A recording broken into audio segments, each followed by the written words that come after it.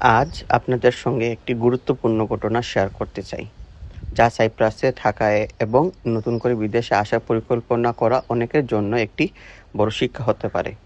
কয়েক মাস আগে বাংলাদেশ থেকে কিছু স্টুডেন্ট ভিসা সাইপ্রাসে এসেছিলেন, কিন্তু এখানে আসার পর তারা সঠিক নিয়মকানুন ভালোভাবে না বুঝে বিভিন্ন হাউস কন্ট্রাক্ট এবং অন্যান্য জাল কাগজপত্র ব্যবহার করে নিজের মাইগ্রেশন সংক্রান্ত কিছু কাজ করার চেষ্টা করেন।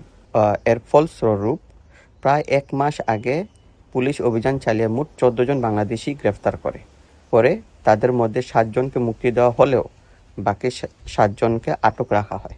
এরপর পরিস্থিতি আরও জটিল হয়ে ওঠে। কয়েকদিন আগে আটক ব্যক্তিদের মধ্যে একজনকে বাংলাদেশে ফেরত পাঠানো হয়। এখনও ৬ জন বাংলাদেশে আটক অবস্থায় আছেন। এই ৬ জনের একজন একটি মাধ্যমে আমার সঙ্গে যোগাযোগ করেছিলেন। তার বিষয়টি জানার পর আমি একজন দক্ষ আইনজীবীর সঙ্গে কথা বলি এবং আইনি প্রক্রিয়ার মাধ্যমে জামিনের ব্যবস্থা করার চেষ্টা করা হয়। শুরুতে সবকিছু ইতিবাচক মনে হচ্ছিল, কিন্তু তাদের ব্লু পেপারের মেয়াদ শেষ হওয়ায় কারণে মহামান্য আদালত জামিন মঞ্জুর করেননি। গত মাসের ৩০শে মে শনিবার আমি ব্যক্তিগতভাবে পার্লামেন্ট থানায় থেকে তাদের সঙ্গে দেখা করেছিলাম। প্রায় ১ ঘন্টা সময় ধরে তাদের সঙ্গে কথা বলার সুযোগ হয়েছে। তাদের বর্তমান পরিস্থিতি এবং মানসিক অবস্থার কাছ থেকে দেখেছি। বর্তমান যেহেতু তাদের কারো বৈধ ভিসার মেয়াদ নেই, তাই তাদের বাংলাদেশে ফেরত পাঠানো হতে পারে। এটা প্রায় নিশ্চিত বলেই মনে হচ্ছে। তবে এখনও কিছু আইনি প্রক্রিয়া চলমান রয়েছে। আগামী সপ্তাহে তাদের আবারও আদালতে নেওয়া হবে। ঠিক কতদিনের মধ্যে তাদের দেশে ফেরত পাঠানো হবে সে বিষয়ে এখনও কোনো নির্দিষ্ট তথ্য পাওয়া যায়নি। বর্তমানে আটক থাকা ৬ জনের মধ্যে ২ জন আলেকজান্ডার কলেজ এর শিক্ষার্থী, একজন আমেরিকান ইউনিভার্সিটি লার্নাকার ব্রাঞ্চের শিক্ষার্থী এবং ৩ জন ফিলিপস ইউনিভার্সিটির শিক্ষার্থী। এই ঘটনাটি বিশেষ করে নতুন যারা বিদেশ আসার পরিকল্পনা করছেন তাদের জন্য একটি বড় সতর্কবার্তা। বিদেশে আসার আগে অবশ্যই সব তথ্য যাচাই বাছাই করুন। কখনো কোনো ধরনের জাল কাগজপত্র, ভুয়া হাউস কন্ট্রাক্ট বা অবৈধ ডকুমেন্ট উপর নির্ভর করবেন না। সাময়িক সুবিধার আশায় নেওয়া একটি ভুল সিদ্ধান্ত আপনার শিক্ষা জীবন, ভবিষ্যৎ ক্যারিয়ার এবং ব্যক্তিগত স্বাধীনতা সবকিছুকে ঝুঁকির মধ্যে ফেলে দিতে পারে।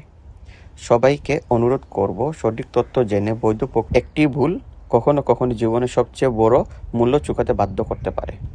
এই উপরে যে তথ্যগুলো আপনাদেরকে আমি দিয়েছি সেগুলো আমি আমার একজন পরিচিত মানুষের সাথে কথা বলার পর ওনার যে স্টেটমেন্টটা ছিল সেটা আমি নিয়েছিলাম। সেই স্টেটমেন্টের আদলেই আমি আজকে আপনাদেরকে এই ভিডিওটি দিচ্ছি। আর আমি যা তথ্য দিচ্ছি সম্পূর্ণভাবে কনফার্ম হওয়ার পর আমি আপনাদেরকে ভিডিওগুলো দিচ্ছি বা ইনফরমেশনগুলো দিচ্ছি। অনেকে আমার কমেন্টে আসে বলতেছেন যে এই নিউজগুলো কই দিকে পান, কী করবেন? ভাই, যারা ওই জেলে আছেন ওনাদের কাছ থেকেই, ওনাদের পরিবারের মানুষের কাছ থেকে আমি ইনফরমেশন নিয়ে আপনাদেরকে আমি ইনফরমেশন দিচ্ছি, বুঝতে পারছেন? আমিও নিজের থেকে আবার নিজের পরিচিত মানুষের কাছ থেকে আমি লিঙ্ক আপের মাধ্যমে ওনাদের কাছ থেকে ইনফরমেশন নিচ্ছি এবং দুটো ইনফরমেশন মিলানোর পর যখন দেখতেছি সবগুলো কনফার্ম এবং সঠিক, এইগুলোই আমি আপনাদেরকে জানাচ্ছি। সো ভাই, অন্য কোনোভাবে আমাকে বিভ্রান্ত করার চেষ্টা করবেন না।